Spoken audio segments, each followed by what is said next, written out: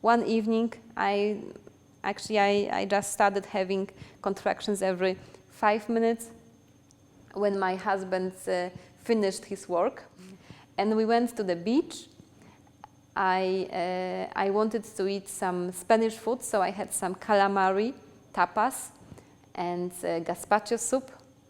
And we were really enjoying ourselves, even though I had contractions. We came back, we watched a movie, and almost at 12 o'clock, I felt that my contractions are becoming stronger.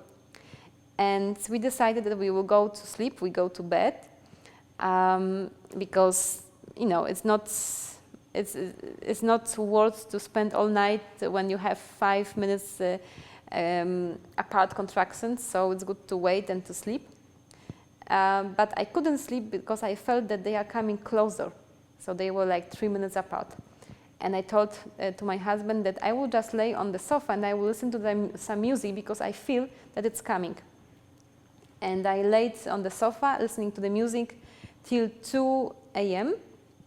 And my contractions were getting closer, so they were like 2 minutes apart. And at 2 a.m. I felt that they are becoming also really very strong. And I couldn't just bear them like this laying on the sofa. I had to do something else. So I asked my husband to come. Actually, he wasn't really sleeping. He was really waiting for me. And he started putting water in our bird's pool, and also in the bathroom. He started filling the bath for me before the water in the bird pool is filled.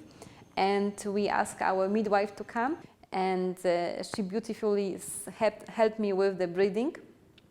So she was present every 2 minutes when I was breathing. She was there to help me with the breathing. She was showing me, she was telling me that I'm doing well, that everything is fine.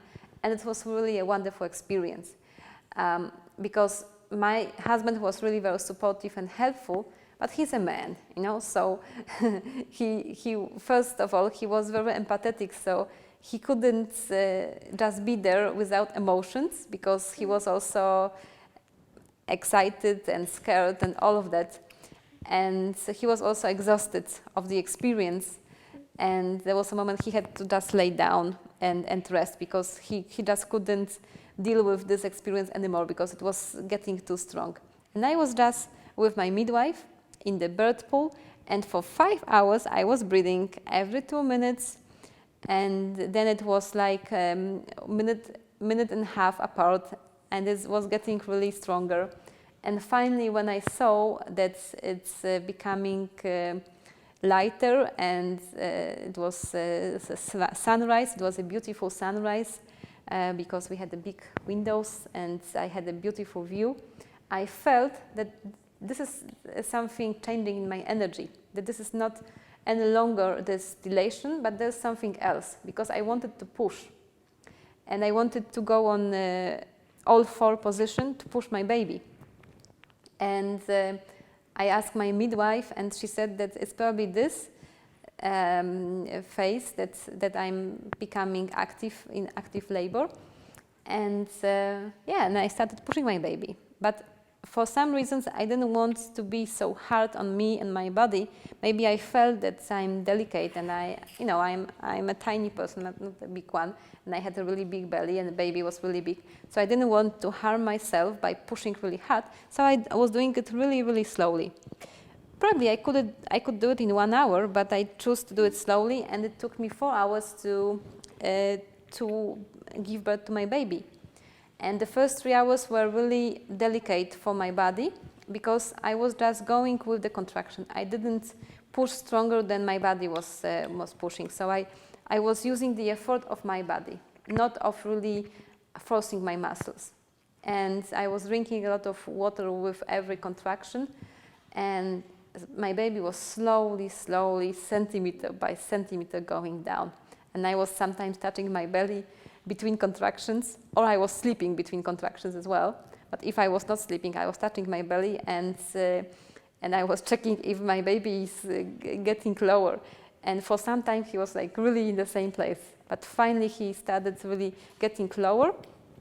And the last hour, my midwife told me that I should push harder because I was about to give birth, and his head was really very close to go out. And there was a moment I started feeling the head, and I could touch the head of my baby. And it was a really wonderful experience that the head was there. Oh. Maybe he's also emotional because of this story, you know? It's like you never know the baby.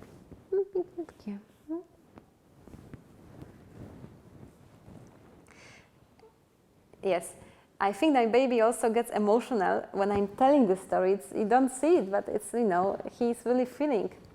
And finally, yeah, I could feel his head, and he did this rhythm with his hand for a couple of minutes, and it was wonderful. He was showing me, he's encouraging me that everything is fine.